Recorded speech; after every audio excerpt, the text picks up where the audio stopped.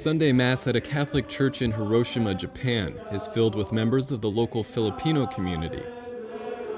Many came here through Japan's so-called foreign training program.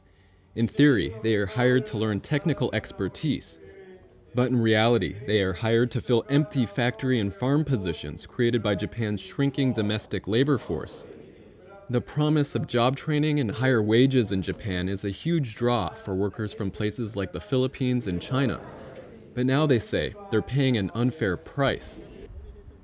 After church, a group of women gather to discuss their work at an auto parts supplier for Mazda.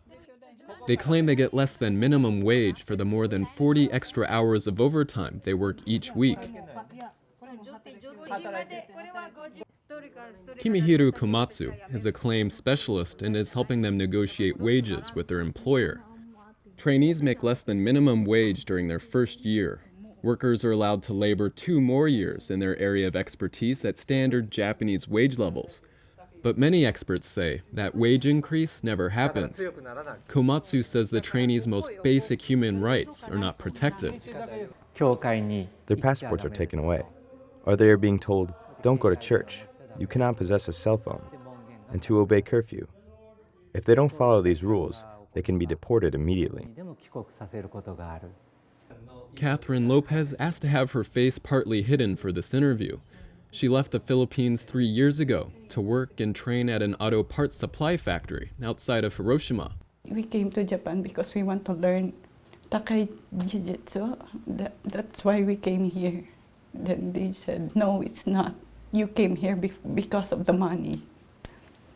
Lopez says the Filipino trainees are often verbally attacked. She says one of her friends is even physically attacked by the other Japanese employees. Sometimes our co-workers also bump her with the push carts and then kick her with the bag during work.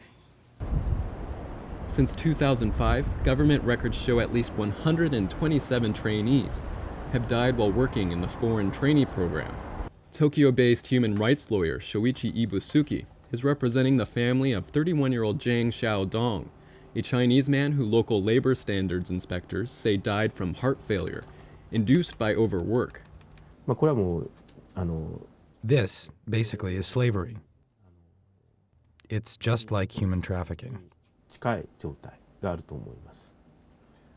Catherine Lopez says she wants to return home, but is afraid of her employer.